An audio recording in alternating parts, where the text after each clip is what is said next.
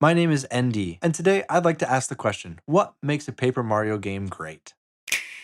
Welcome to Game Domain. Let's take a look at the individual games and see which areas they thrive in and what holds them back. Keep in mind, I've tried to be objective in my analysis here, but like all people, I have biases and nostalgia which affect my opinions of video games. So if you disagree, let us know peacefully and respectfully in the comments. Paper Mario 64. I feel like this game is the perfect entry to the series. It has a charming art style that I feel still holds up, offers fantastic gameplay, controls, a solid battle system, and has memorable characters. The main things that hold it back are the more basic storyline, villain, and the less unique character types compared to the next two games. However, both of these things can be forgiven. The chapters are all joys to explore. The leveling system is satisfying and allows for customization, and the badges are a great way to personalize Mario based on your playstyle. Paper Mario 64 laid the groundwork for the games that would follow, and most of the aspects of its formula would evolve throughout the next two entries. Paper Mario: The Thousand-Year Door. The audience feature made battles livelier and more exciting, offering further incentive to pursue optional enemy encounters. It gave players new attacks and new ways to orchestrate them, with less repetitive actions than in the first game. It offered a much deeper, darker story with compelling antagonists, partners, and NPCs unique to this game, and side quests that allowed you to progress through the game and level up your character in a less linear way. The world was crafted beautifully, with areas that stand out in many players' memories and are far less formulaic than the typical Mario worlds. There were tons of secrets and areas to explore, as well as the first iteration of the Pit of 100 Trials, a side quest arguably more challenging than the game's final boss. It's no wonder that this is likely the most acclaimed Paper Mario title to date. Super Paper Mario. This game took everything that made Paper Mario 64 great and evolved it into something phenomenal. The move away from turn-based combat and into the more classic Mario platforming, real-time combat was bold, but not universally appreciated. First and foremost, I have tons of nostalgia for Super Paper Mario.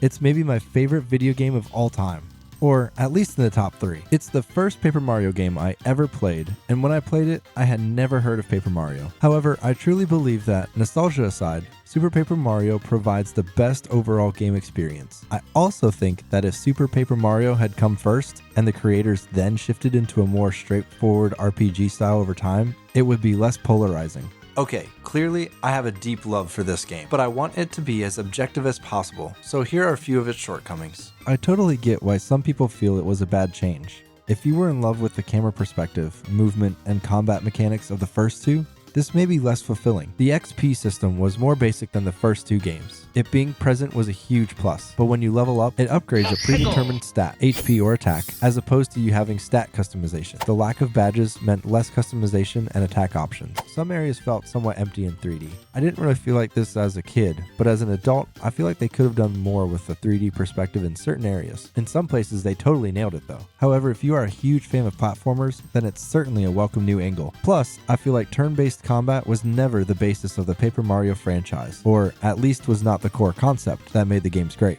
Despite its many differences, Super Paper Mario felt like a true successor to The Thousand-Year Door. That brings us to the more recent, more divisive action-adventure titles. To preface, I have the least experience with these games, and the majority of my familiarity with them is from reading articles and watching videos, which analyze them and compare them to the older games. So I'll do what I can to go over their pros and cons. Paper Mario Sticker Star. Every so often you'll find someone who will defend it, but for the most part, the fans of the series see this as the point where the games took a turn for the worse. Instead of just adding to the overwhelming pile of hatred for the game, I'm going to try and discuss some specific things that hold it back while giving it credit where credit is deserved. Sticker Star is not irredeemable. It has some of the charm the series is known for, some solid dialogue and humor, and appealing visuals. Unfortunately, there's not too much more I can give it credit for. So much of what made the first 3 games great were lost here. One of the most obvious steps backward is the near total lack of original characters.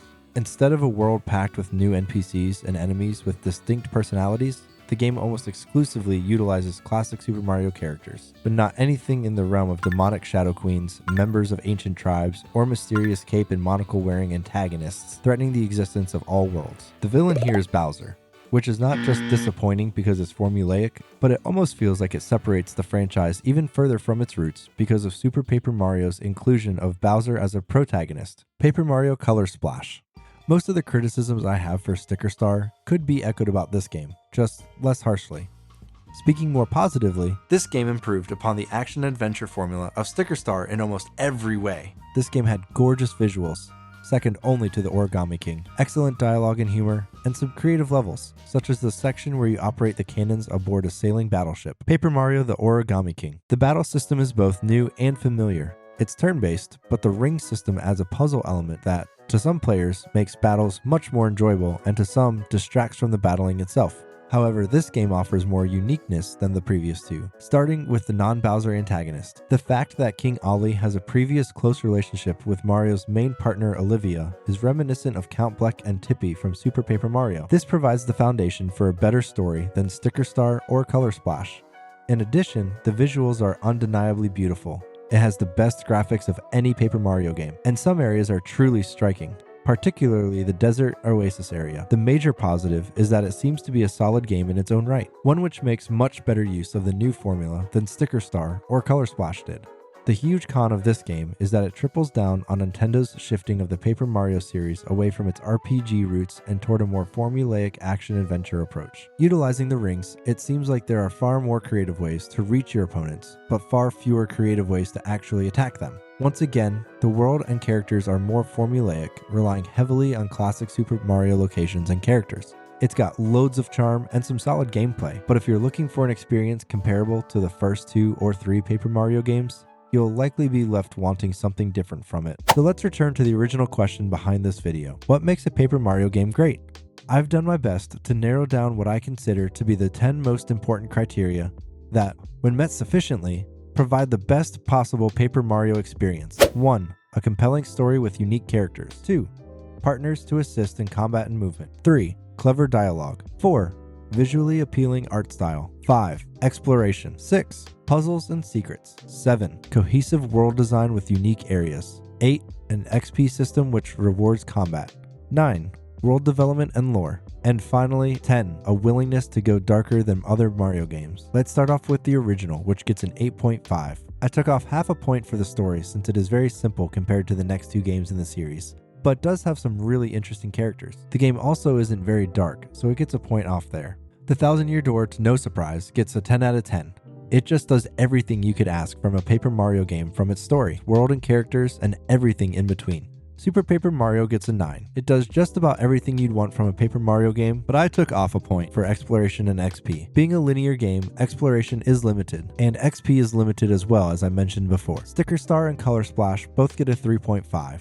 They really missed the mark on most aspects of what make a Paper Mario game great. Also noticed how I said Paper Mario game. You can think these games are great in their own right, but in my opinion, they just don't represent what made me love the original 3 games. Lastly, we have Origami King, which gets a 5. There are puzzles and secrets, some unique characters and environments, and more of a story than the last 2 games, but still not great.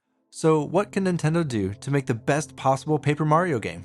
The series has experimented with new mechanics, fundamental alterations to core gameplay, and novel approaches to world design across several titles. I think the next entry could take something valuable from all the previous games in the series, while trimming some underdeveloped elements. For instance, I would love to see the core gameplay from 64 and the Thousand Year Door, with its turn-based combat, action commands, and partner system, expanded to a much larger and more cohesive setting like we saw in Origami King. Use the more unique and fleshed out characters seen in the first 3 games, and a bold narrative structure akin to Super Paper Mario, while building upon Sticker Star's collectibles system and Origami King's real-time battles. Leverage the thematic strengths of the older titles with mechanical flourishes, gameplay variety, and openness of the newer entries. Be bold and introduce a new villain with their own interesting motivations. At the same time, mirror Sticker Star and Color Splash by placing familiar characters in novel, unexpected scenarios that allow their personalities to be developed beyond what we see in the mainline games. And if done well, this approach could make the most of the series' high points while learning from the limitations of prior entries. And many of you will and should have different thoughts on them, so share them in the comments, and please, keep it respectful. Anyway, with that said, if you like this video, remember to subscribe and hit the like button as it helps us out. We also have a lot more Paper Mario content that you should check out. This has been ND with Game Domain.